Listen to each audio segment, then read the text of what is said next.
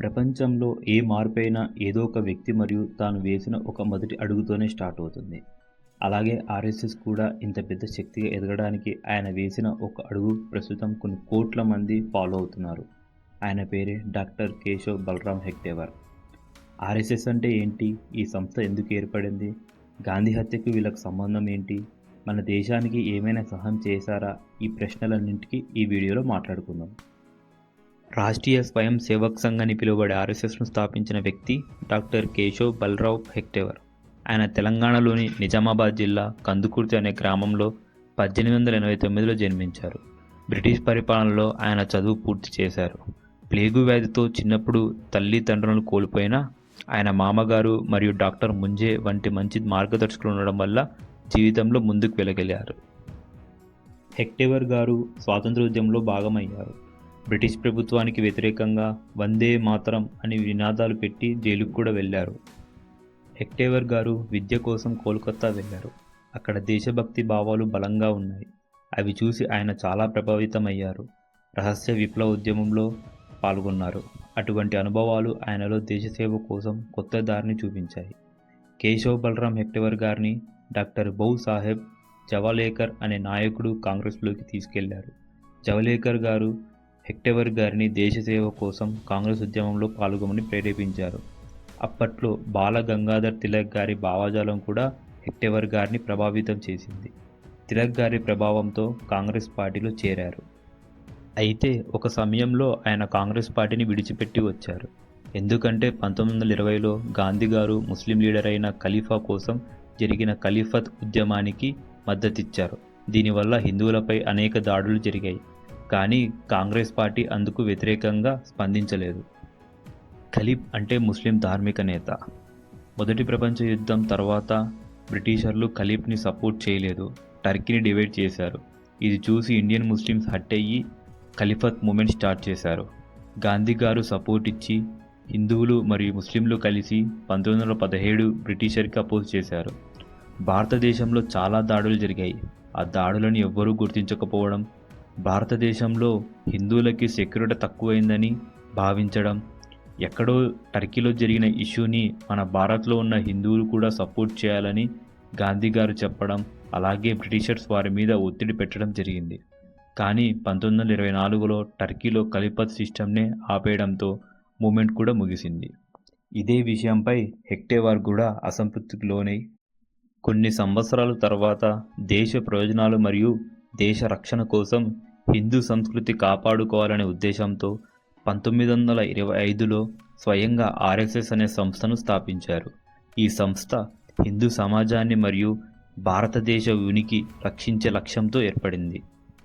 మొదట ఈ సంస్థలో కేవలం 12 మంది మాత్రమే ఉన్నారు. నాగ్పూర్లోని హెగ్డేవార్ గారి ఇంటి సమీపంలో ఒక చిన్న ఖాళీ స్థలంలో శాఖని ప్రారంభించారు. కేవలం 12 మందితో ప్రారంభమైన ఈ ఉద్యమం నేడు లక్షల మందికి ప్రేరణగా మారింది.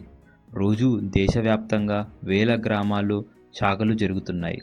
శారీరక మానసిక శిక్షణతో పాటు దేశభక్తిని పెంపొందించే అనేక కార్యక్రమాలు జరుగుతున్నాయి. ప్రతిరోజు సుమారు 50 లక్షల మందికి పైగా శాఖలో పాల్గొంటున్నారు. ఇది ప్రపంచంలోనే అతిపెద్ద స్వచ్ఛంద సంస్థగా గుర్తింపు పొందింది. ఆర్ఎస్ఎస్లో మహిళలకు ప్రత్యక్ష సభ్యత్వం లేకపోయినా అదే విధంగా పనిచేసే రాష్ట్ర సేవికా సమితి అనే మహిళా విభాగం కూడా ఉంది. ఇది పూర్తిగా మహిళల కోసం రూపొందించబడినది. అదే సిద్ధాంతాలతో, అదే శిక్షణతో. ఆర్ఎస్ఎస్ నుంచి పుట్టిన అనుబంధ సంస్థలు అనేకం ఉన్నాయి. అందులో రాజకీయంగా ప్రముఖమైన పార్టీ భారతీయ జనతా పార్టీ, విద్యార్థుల కోసం ఏబీవీపీ, కార్మికుల కోసం బిఎంఎస్, సామాజిక సేవ కోసం సేవా భారతి, గిరిజనుల అభివృద్ధి కోసం వనవాసి కళ్యాణ్ ఆశ్రమ్ లాంటి సంస్థలు ఉన్నాయి. ఇది మొత్తం 80కి పైగా అనుబంధ సంస్థలు ఉన్నాయని చెప్పవచ్చు. ఆర్ఎస్ఎస్ దేశ సేవలో కూడా కీలక పాత్ర పోషించింది. 1962 చైనా యుద్ధం, 1965 పాక్ యుద్ధం సమయంలో భారత సైన్యానికి సహాయం చేసింది. విపత్తుల సమయంలో ఉదాహరణకి ఒడిశా తుఫాను, భోపాల్ గ్యాస్ లీక్, గుజరాత్ భూకంపం, సునామీ, కార్గిల్ యుద్ధం వంటి ఘటనల సమయంలో ఆహారం, మందులు, రక్తదానం వంటి సేవా కార్యక్రమాలు నిర్వహించింది. ఇందుకోసం కేంద్ర ప్రభుత్వం కూడా వీరి సేవలను గుర్తించి 1963లో ఢిల్లీలో జరిగిన రిపబ్లిక్ డే పరేడ్కు ఆహ్వానం ఇచ్చింది. కానీ ఆర్ఎస్ఎస్ చరిత్రలో వివాదాలు కూడా ఉన్నాయి. ముఖ్యంగా 1948లో గాంధీ హత్య తర్వాత, 1975లో ఎమర్జెన్సీ సమయంలో, 1992లో బాబ్రీ మసీద్ కూల్చివేత తర్వాత ఈ సంస్థపై నిషేధం విధించబడింది. గాంధీ హత్య చేసిన నాథూరాం గాడ్సే ఒకప్పుడు ఆర్ఎస్ఎస్ సభ్యుడే అయినా హత్య చేసిన సమయంలో సభ్యుడు కాదని, ఆ చర్యకు సంస్థకు సంబంధం లేదని ఆర్ఎస్ఎస్ క్లారిటీ ఇచ్చింది. గాడ్సే తన నిర్ణయాన్ని స్వయంగా తీసుకున్నాడని తెలిపారు. కానీ గవర్నమెంట్ గాడ్సే గారు కోర్టుకి ఇచ్చిన స్టేట్మెంట్ని ప్రాపర్గా రిలీజ్ చేయలేదు. కానీ కొన్ని ఆర్టికల్స్ ద్వారా కొన్ని విషయాలు చెప్పాడు. గాడ్సే గారు ఇచ్చిన కొన్ని స్టేట్మెంట్స్ కొన్ని ఆర్టికల్ ద్వారా తీసుకొని స్క్రీన్ మీద ఉంచాను. కాశ్మీర్ టైంలో మహారాజా హరిసింగ్ గారిని భారత్తో కలవడానికి చర్చలు జరిపారని, అలాగే హరిసింగ్ గారు తన ప్రజల రక్షణ కోసం ఆర్ఎస్ఎస్ స్వయం సేవకుల సహాయాన్ని ఆమోదించాడని చరిత్ర చెబుతుంది. ఇది ఆర్ఎస్ఎస్ చరిత్రలో కీలక ఘట్టంగా కూడా పరిగణించబడుతుంది. ప్రస్తుతం ఆర్ఎస్ఎస్ నాయకత్వం డాక్టర్ మోహన్ భగవత్ గారి వద్ద ఉంది. ఈ సంస్థలో నాయకుడు ఎవరైనా క్రమంగా ఎంపికవుతారు. ప్రజా ఓటింగ్ ద్వారా కాదు. వాళ్లకు నాయకత్వం అంటే హోదా కాదు, బాధ్యత అని భావిస్తారు. ఆర్ఎస్ఎస్ యొక్క ముఖ్య సిద్ధాంతాలు హిందుత్వం, అఖండ భారత్ అనే కళ మరియు సమగ్ర మానవ అభివృద్ధి పరిగణలు తీసుకునే ఇంటిగ్రల్ హ్యూమనిజం. ఈ సిద్ధాంత ఆధారంగా సమాజాన్ని రక్షించడం, శక్తివంతం చేయడం అనే లక్ష్యంతోనే ముందుకు సాగుతున్నారు. 1925లో నాగ్పూర్లో హెక్టెవర్ గారు ప్రారంభించిన ఆర్ఎస్ఎస్ కొద్ది సంవత్సరాల్లోనే దేశవ్యాప్తంగా వేగంగా విస్తరించింది. దీనికి ప్రధాన కారణం ఇది ఇచ్చే శారీరక, మానసిక శిక్షణ పద్ధతి యువతను ఆకట్టుకోవడమే. విభజన తర్వాత దేశంలో ఆత్మవిశ్వాసం తక్కువగా ఉండగా ఆర్ఎస్ఎస్ దేశభక్తిని ప్రోత్సహిస్తూ సేవా కార్యక్రమాల్లో పాల్గొనడం ప్రజల నమ్మకాన్ని పొందింది.